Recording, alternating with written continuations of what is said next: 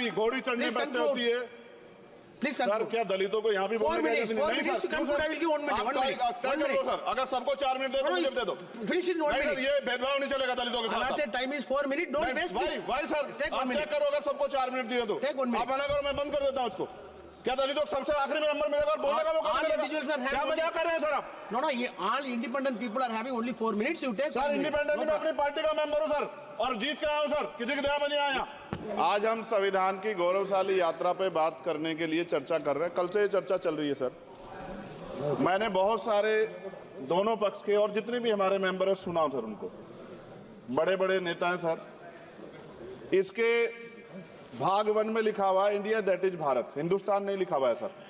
लेकिन सारे नेता संविधान पे चर्चा कर रहे हैं, लेकिन हिंदुस्तान ही कहेंगे, भारत कहने की हिम्मत नहीं जुटा पा रहे।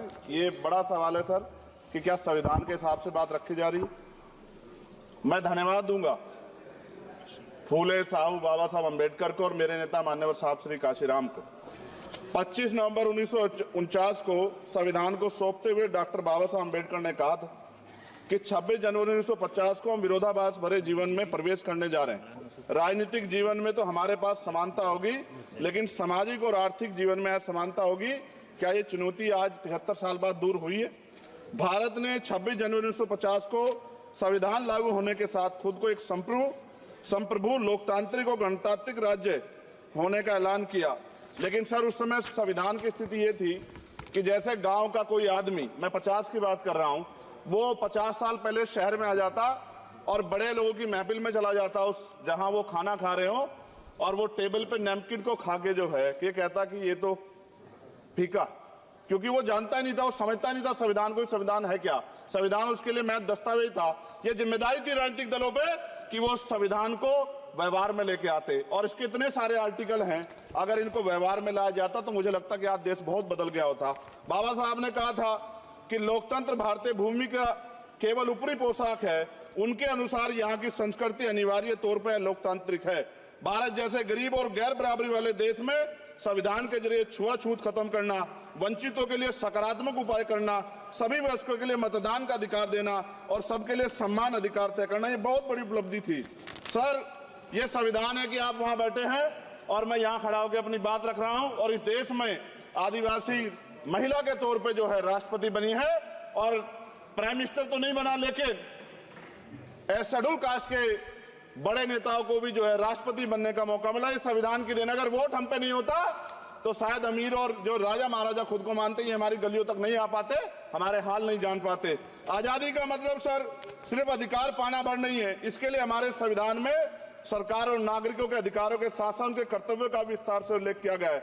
बाबा साहब ने संविधान सभा में दिए गए भाषण में कहा था कि स्वतंत्रता आनंद का विषय है, पर अब हमें अपनी जिम्मेदारियों पर भी ध्यान देना होगा। संविधान ने सुनिश्चित किया कि रानी के पेट से राजा जन्म नहीं लेगा, वोट से नेता तैयार होगा। आर्थिक बराबरी के लिए सरकार क्या कर रही है? गरीब और गरीब हो रहा है और अमीर हो रहा है। सुबह उठते कहीं बम की धमकी मिलती, कहीं दंगे की। ये अमृत काल है सर, यह धमकी काल है। कितना बढ़ रहा है आर्टिकल 15 सर। भारत में आज भी घोड़ी चढ़ने बैठने होती है। सर, क्या दलितों को यहाँ भी बोलने का सर? अगर सबको 4 मिनट दे दो, मुझे दे दो। ये भेदभाव नहीं चलेगा दलितों के साथ। Time is 4 minute, don't waste. भाई सर, आप क्या करो अगर सबको 4 मिनट दिए तो? आप मना करो, मैं बंद कर देता हूँ इसको। क्या दलितों सबसे आखिरी में नंबर मिलेगा और बोलने का मौका मिलेगा? क्या मजाक कर रहे हैं सर आप? No, all independent people are having only 4 minutes. You take sir, independent में अपनी पार्टी का मेंबर हूँ सर, और जीत के आया हूँ सर, किसी की दया में नहीं आया। Take 1 minute and finish.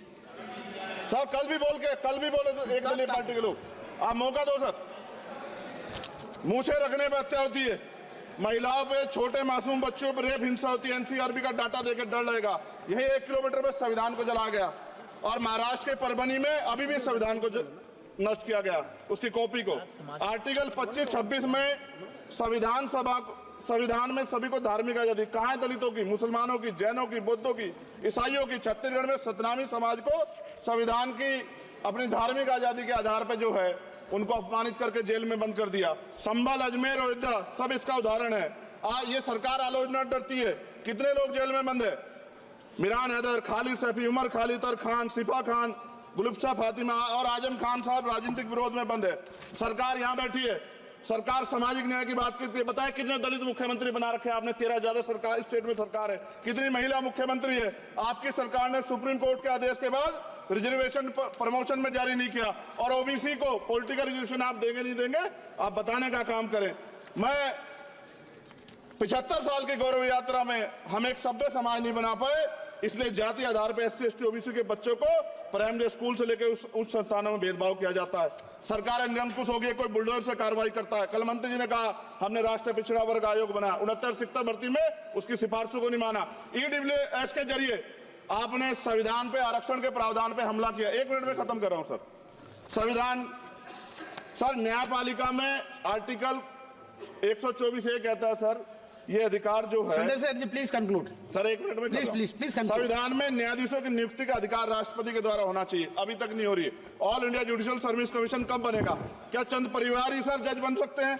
और आज हम सर, मैं सरकार से सवाल पूछना चाहता हूं सर, सेवाओं में SC ST OBC वर्ग का कितना प्रतिनिधित्व है?